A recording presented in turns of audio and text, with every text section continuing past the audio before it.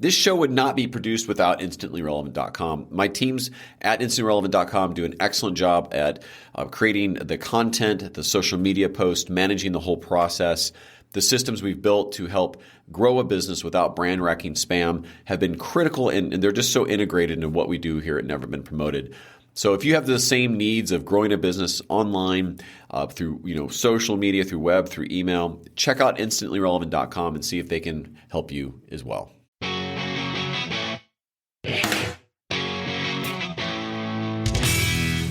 Welcome to the Never Been Promoted podcast with Thomas Helfrich. Get ready for a thrilling adventure as we uncover entrepreneurial journeys and life-changing business insights every week. And now your host, Thomas.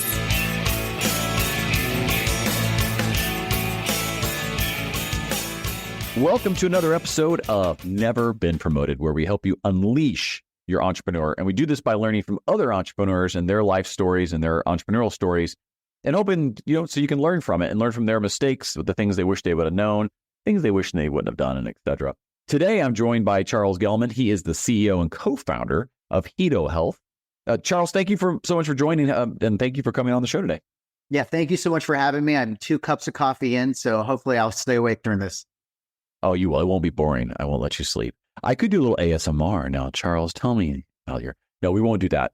That's a different podcast, maybe. But Charles, listen, I appreciate you joining. I think you joined from California, and so it's not too early, but California is basically a different country. If you're not from the United States, you would know that. But if you are from the United States, you do realize California is actually not part of the United States anymore. It's a new country. Not true. All right, Charles, I know you filled out lots of information for us before you got on the show. We talked before off camera, but I did that so you'd be prepared to just brag about yourself. So tell me a little bit about you, your company, and a little bit about your background. Yes, so thanks so much for having us on the show. My name is Charles Gellman. I'm the co-founder and CEO of HiDOHealth. My background's in data science. Before I started the journey of running through the medical arena, I started in finance, worked at a small bank called Wells Fargo. And then after a small stint within banking, I then ventured to pharmaceutical, medical device, and software. So my journey has spanned far and wide, but I'm very excited to talk to you a little bit about what we do today. And I'll just tease it up right there. Well, listen, I appreciate that. So, the idea in this, and as listeners who, you listen to the show, I want to give advice through entrepreneurs' experience. So maybe start back and hit the salient points and the relevant ones, specifically of your entrepreneurial journey and how you came to here, because it may not be so, everyone's story is a little different. So tell yours. Yeah. So I believe that you're able to connect the dots because of your experiences that took place. So just like some of the things that you suggest in the show, never been promoted. Well, going through that journey, you're able to connect in specific insights and feedback because of your specific journey. So the culmination of my entrepreneurial experiences are because of the journeys and experiences, insights of people doing things great and doing things not so great within those specific tasks, and then understanding those challenges and opportunities that present themselves and putting a plan of action into space. So I think most entrepreneurs have some perspective or insights that are unique, and then they act upon them and do something about it. It's a fantastic point. And what you described, though, is also a conscious knowing that you may not realize at the moment that you want to become an entrepreneur, but what you're realizing on that path, and you're describing there a very, very core piece, is some of the unrest and unhappiness of being in an employment of others, but also where you find your strengths. And what happens sometimes, if those aren't enabled on your journey, you go enable it yourself, because that's where you're happy. That's what you're most passionate about. That's what you're most capable about. And if you feel restricted in employment, you stay. You stay if you're not. And if you're not, you go on your own. And in your own journey, having that hindsight, if you look, or that wisdom ahead of time to say, I think I want to be my entrepreneur, but I don't know how. That's a great place to start. It's where am I strong? What did I do bad and why? And where should I go with it? Where does that fit in the world of business? And it's complex, but I think that's one of the first steps in entrepreneurship. Is that your experience as well? Was it conscious, not conscious? Yeah, I had this question asked to me or prompted the other day when we were part of a panel, is that, what prompted your entrepreneurial journey? When did you know? What age?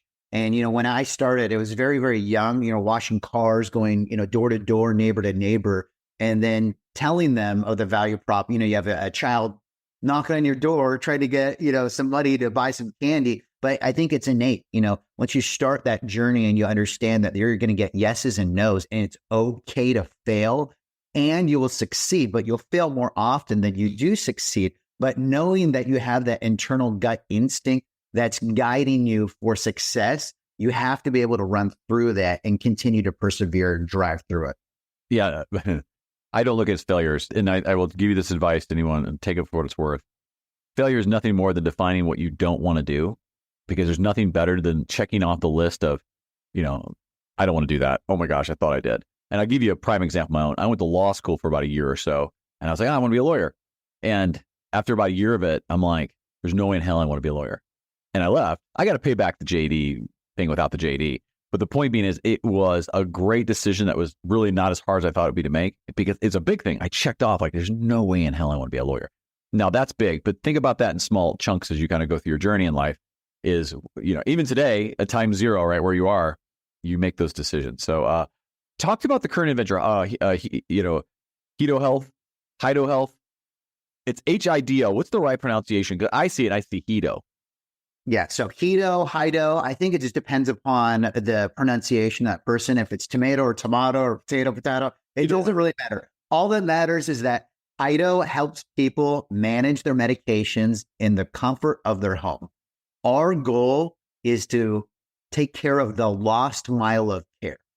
Amazon's done the last mile, but we want that lost mile. And what HiDO does is it auto-recognizes the right medication, name, dosage, frequency within our patented technology. We have an embedded RFID chip in each pill bottle. So think of like a Keurig coffee machine with a hybrid of a ring. And this is like a miniaturized brain within the device. So patients no longer are burdened with any of the medication protocols from the providers. So for those just listening, he had shown a device. Is it a physical device? And is it, my healthcare, I'm having it's not a senior moment. It's like a middle-aged moment. Those connected devices for remote access. Is that what that is? It's an actual physical device? Yeah. So what bottles in? Yeah. So HiDO is a AI assisted robotic device. It looks like a coffee machine. We did that by design. And then you put your pill bottles in the back of the unit, and the unit auto recognizes all of the information that you forgot from your doctor's visit within each pill bottle. So you no longer have to worry about remembering, what did we talk about? Wow. So I have questions on that one. Does it recognize it at the pill bottle or the pill itself? So it's the pill bottle itself, and the pill bottle, and then it dispenses the right medication, the right time, the right frequency, the right dosage for the right person. Okay. Question. Senile grandpa takes medication X, dumps it out. Also dumped out medication Y, refills the wrong bottle. Mm-hmm. Where does your thing fit on that one? Well, what happens if senile grandpa cannot pour out all the pills? And what if you actually had a documented record, dose by dose, timestamped with recording, so grandpa no longer overdoses or underdoses or mixes medication? Well, that's what I'm saying. What happens if we mix medication? So it doesn't look at it as a pill, like that pill should be yellow according to the thing, to that bottle. It just takes, it reads. I'm just understanding because I'm like, I see totally the benefit. I can go to my parents' house and be like, good word. This is like, going to the yogurt store and trying to pick your toppings with their pills. I'm like, how do you keep it together? Well, one of them who's less senile than the other puts it together. And so your thing's putting together the buffet for them for the day. And as your technology evolves, you'll put more and more checks in to make sure that if pills got into the wrong bottles, something looks counterfeit, whatever it is, that's where you guys are headed from your vision. Yeah. Right? So I'll hold something up for the people on video. So this is a pill bottle. If you look inside the pill cap, everything is sized for each pill. So each pill has a specific cap, and it's uniquely identified by each cap. So when you get your medications, whether it's from a mail order pharmacy or if you go to a retail pharmacy, it's usually in a different size pill bottle, depending upon the size and the shape of the pill itself. Never noticed. I don't take pills. I have no medication whatsoever. Not even alcohol anymore. Never prescribed, just to be clear. All right, this is amazing. I love this kind of tech. And your entrepreneurial journey, right? Let's dive into it. So one of the biggest things I look for, or when I work with entrepreneurs, is they ask kind of like their thing they're worried about is how do they get their first customer? And maybe you have to set this up a little bit with, we come from this industry or this and that, and you have a co-founder, so you have a team. Talk about how you got your first customer. Yeah, that's a great question. So first, you try to determine which verticals that you want to go after. And just because you go after and it seems like it's a great fit doesn't mean that will be your first customer. So I first started looking at the pharmaceutical marketplace, clinical research organizations pre-COVID, providing data integrity to an industry where you would know dose by dose whether or not medications had safety and efficacy. Big surprise. You're right about something there. So I think the takeaway from that is, and I know from my own experience, I'll explain this, but where you think where it'd be a great fit may not be a great fit for where you are in your journey yet. So, we're going to sell to hospitals. Because we certainly, the use case is there, but you don't have the MSA, the insurance, the size to sell to them yet. So your first customer might be someone who sells into a hospital or an independent. And so you may have to use someone else's partnering method to get there. I know for our own experience, but Instantly Relevant, our first market was coaches on LinkedIn because they're selling on LinkedIn. We're trying to help them become relevant. What I found was we didn't have the right level of support and services. It turns out it's absolutely the right market, but I couldn't sell to them because we weren't set up to deliver for them because of what they needed. And so a few years later, we're like, it seems like a simple thing. We absolutely kill it for coaches now because of that reason. So and that's a smaller scale, but giving you the bigger scale of being healthcare, medical, there's a lot of stuff to get there. I think that's a good point. And maybe you guys can talk through of, hey, we know we want to sell to the Blues. We know knowing hell we're going to get to sell the Blues in the next 3 years, 5 years until we have these approvals. Was that part of your conscious strategy of that's the end goal? We know that's who's going to benefit because their members or whatever else benefit. First of all, is that valid? And second, what did you guys do about it? The first thing that you try to go is path of least resistance to show traction within the marketplace. So then you have, investors come in and then they can see the traction, the milestones that you hit. But as much as I thought that would be our primary go-to-market strategy, it wasn't. And that's okay, because there was another high point, and you actually teased this perfectly for me, is that you start talking about health. Well, health plans is really the pinnacle of them now. If we could hit health plans and prove this thing out, then it's absolutely game over. But that's exactly what happened. We had an advisor who was a former CEO of a health plan. We were able to get in, and we were able to validate a substantial reduction of hospitalizations of 80% and a cost of care decrease of 70% for folks that have heart failure. So sometimes, your greatest milestone is possible. You just don't know it at that time. So you're looking at different verticals in the market. You just don't know which one's going to hit first, but you got to be able to go out, put yourself on a limb and see which one will hit. And then now, and this is, I don't know how ironic this is. Now my initial go-to-market strategy is actually coming to fruition, just like your story. So you don't know until you know. Well, and so I think that's a good validation. So a smaller version being like individuals, let's say on a social media platform for some entrepreneurs out there, others being, I got a big idea. Both paths are similar because you're seeing where you need to go. What I think where a lot of entrepreneurs fall down is you're seeing a straight line to the top. And I know there are pitfalls, fires. You're going to fall down the mountain a few hundred times. You're going to get hit by rocks. And you're like, to get up the mountain is not going to just be an easy cakewalk. If it is, you're called a unicorn and you're one of a million companies that get that status to do that. So even then they have their own thing. So 100% agreed. Your strategy might be initially right, but I think it talks to the bigger thing is don't put the blinders on. And another thing is get on your bike and ride. So the analogy being, if you try to get on a bike and don't move, you fall over and you don't go anywhere. If you get on a bike and ride, it's easier to steer, navigate, and get going somewhere. And it's even easier to turn around if you needed to. So get moving. Let's pivot just a little bit. I want to get into kind of your take on entrepreneurship. You're a CEO of a company. It's you could talk about the funding if you want, but you guys are sizable, and I know you as the CEO, you're like, well, not yet. We want to but you're getting there. You're in an envious place of many founders. Talk about your own journey. Like maybe, what's the one thing you wish you would have known before just becoming an entrepreneur? Well, there's a lot of things that I wish I would have known, but sometimes ignorance is bliss. And I don't know if I would really want to know the amount of pain and heartache and obstacles and challenges that you go through on a daily basis, because that might be a big deterrent.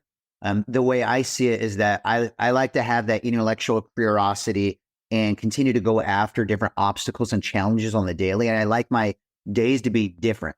So that is something that really piques my interest. So I don't think I would want to know, because if you knew the path in the past, you wouldn't be, happy with the obstacles and challenges that you overcome in the future. And then you can reflect upon, wow, we've done some pretty amazing things. I would have never thought, if I told you, we would do research at Stanford, doing research at Rush University with dementia patients, and these people are being successful. A lot of the milestones and the team that we built to produce a product that never was in existence. It came from pen and paper to where we're at right now. It's like, if you would have told me that this was possible, I would have told you, first off, you're crazy. And I'm crazy to even believe you that this is even possible. A great point. So ignorance is bliss. But and if you want to know kind of how you feel, that's what my book's about. The emotional kind of like ride that you're going to go through, and all the things that'll help you navigate that better. Specifically, you nailed it. Just know a unrelenting belief in yourself that you just don't know, but you're going to need to head that way, and just be ready. You can't be ready for anything, but accept whatever comes, and just how you react to it, and that's what's going to define your character, your company, and your success.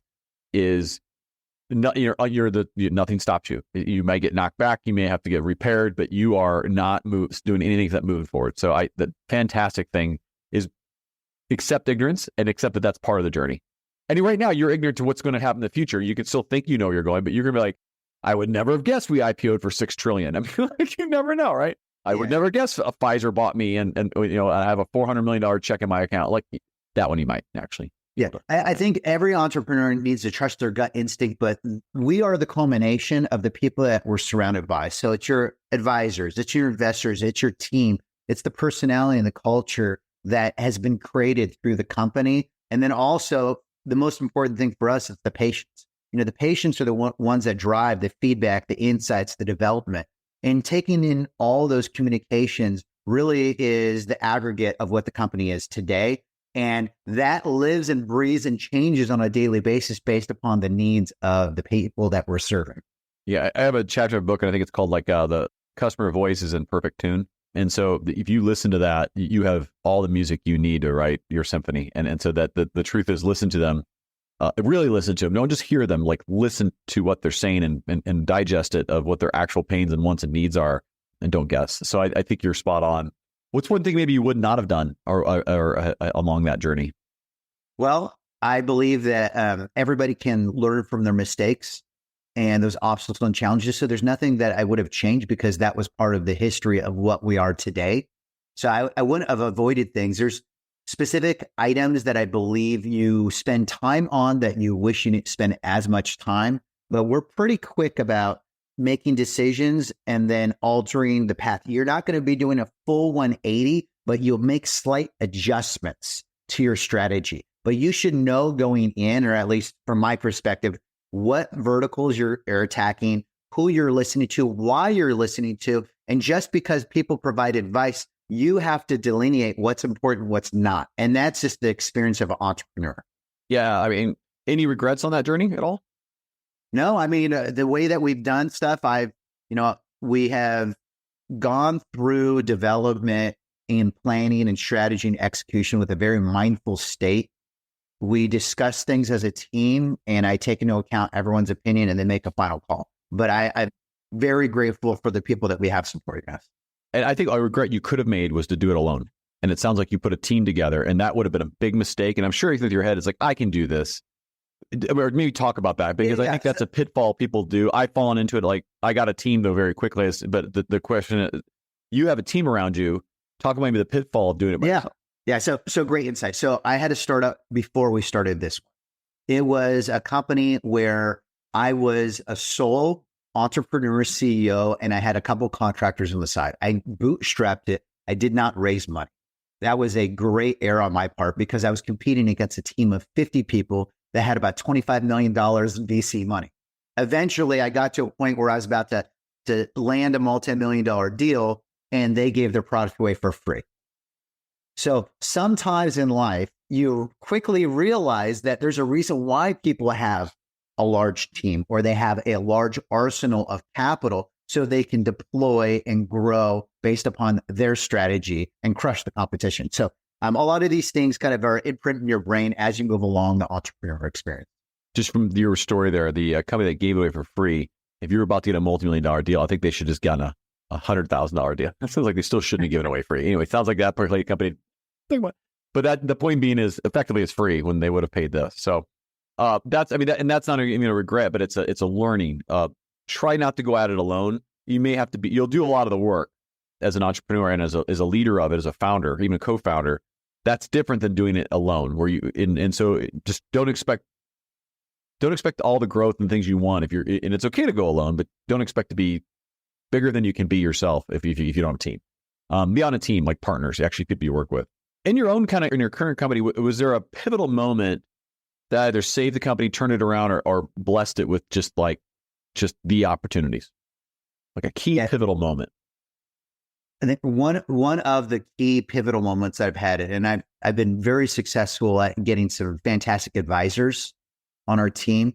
But one of the advisors that we landed very, very early, and our demo was pretty rough, was the former chief health plan administrator for CalPERS. So Dr. Donison ran a $10 billion a year health plan. Whew. When we started with a shell of what we are today, and she believed in what we were doing because throughout her entire career, she was looking for an answer. And we happened to hit that exact moment in time where we were able to get her in, and she was supporting us to introduce us to CEOs throughout California. So that was a key moment in the success or stabilization of HiDOH to now take us to where we were, to now share our story with, all the powerful people that run these health plans. Absolutely. And I think you touched on me in my last question, kind of going to the hot seat here a little bit, and how you're preparing for the future. And what I'm saying about that is, this is really around mentoring, coaching, and advisement. And it sounds like you're on that, but how are you guys preparing? Are you personally preparing as an entrepreneur for the future? And that could go beyond the exit, or that could go, but how are you doing it as an entrepreneur? Yeah. So I have reached out to folks that I believe are the best and the brightest within the industry. And some of the people are formally recognized as advisors, and more often than not, they are not. So our net is folks that have been working with the pharmaceutical industry, clinical research organizations, health plans, finance, bankers.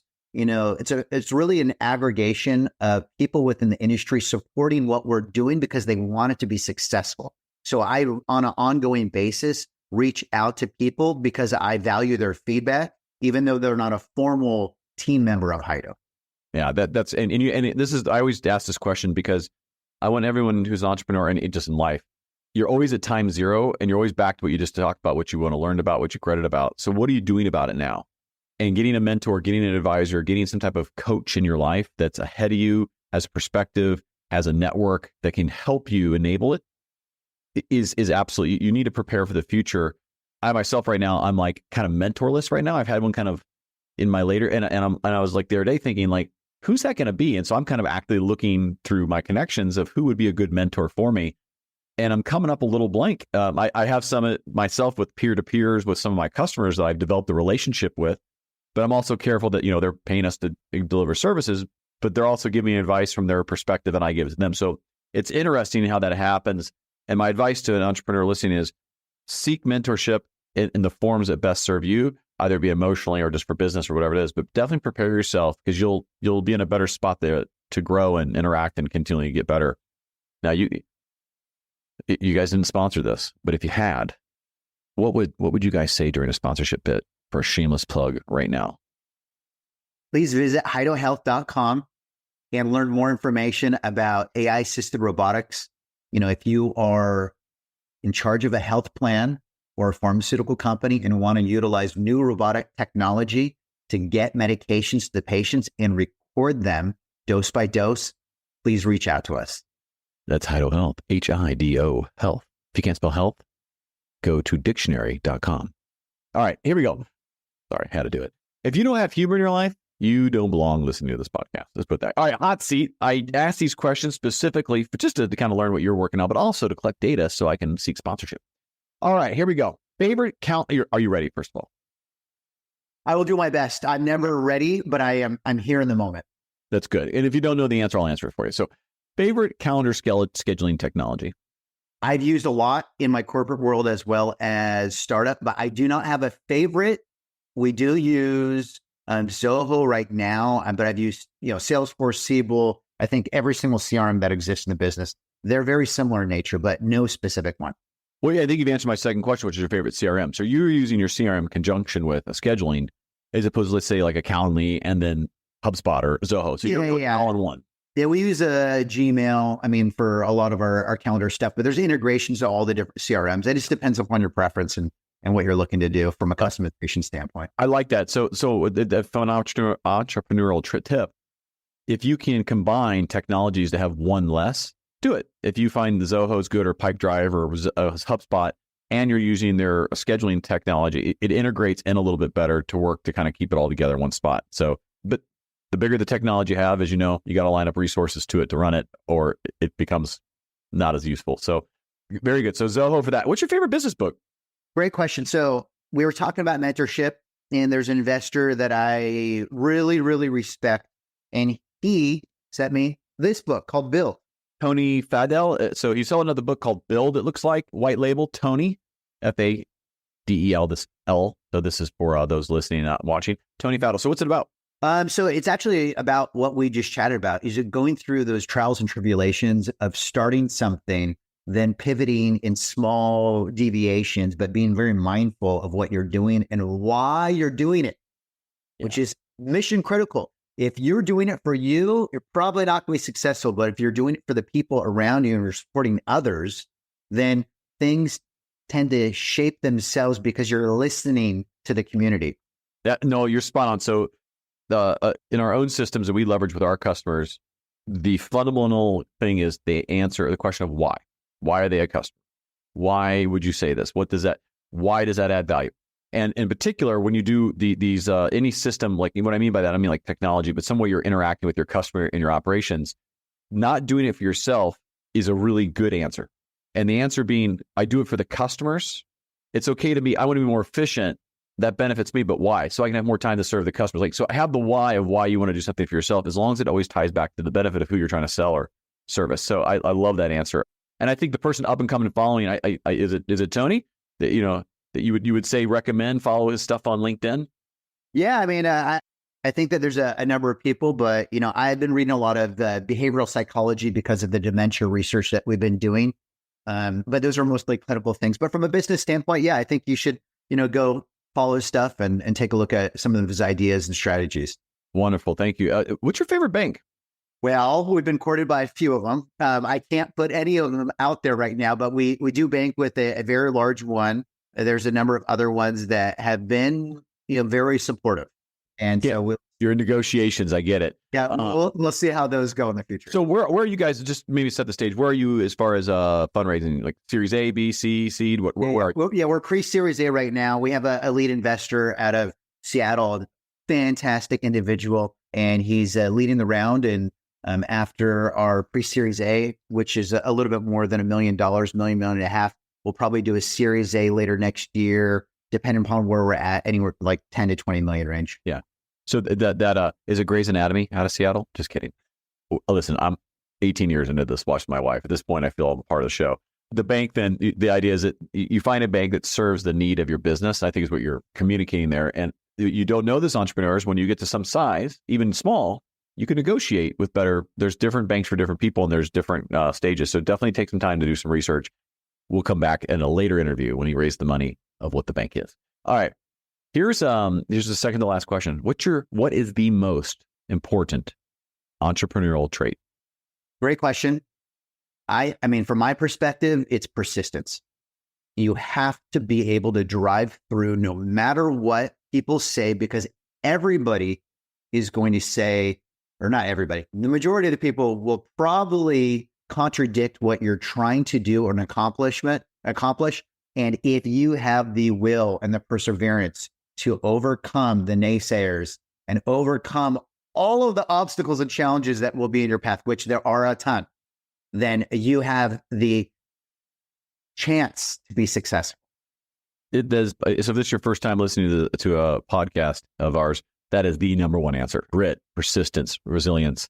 for sure. I'll probably do a post on this because I tell this to my kids all the time. I'm like, are you from planet Yabbit?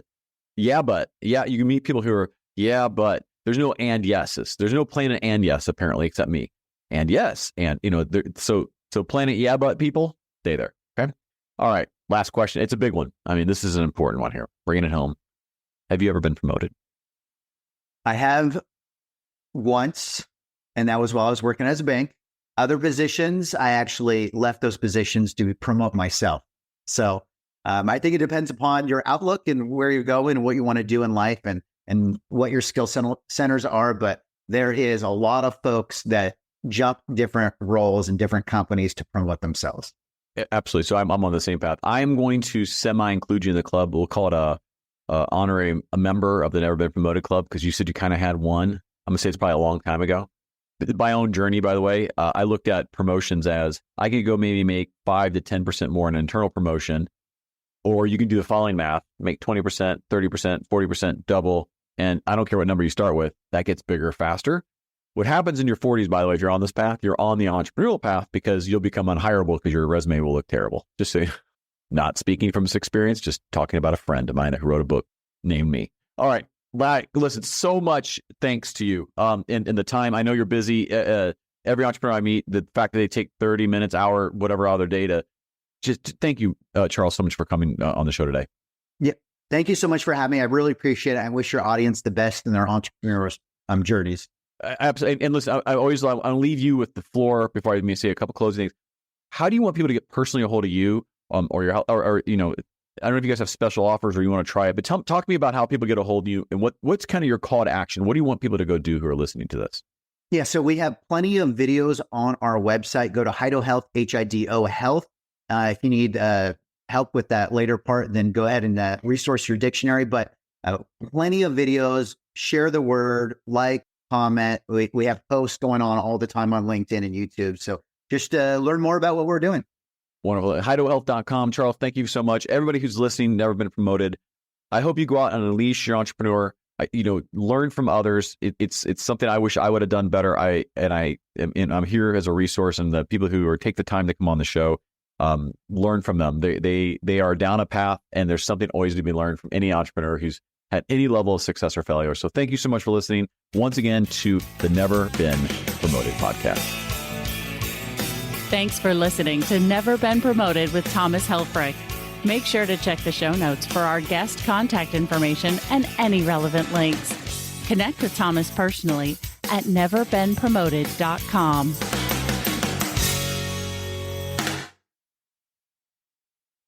Thanks again to InstantlyRelevant.com for producing the show, all the social media, all the content, posts, articles, everything. Could not do it without you. InstantlyRelevant.com. Check it out. They're awesome. Once again, InstantlyRelevant.com.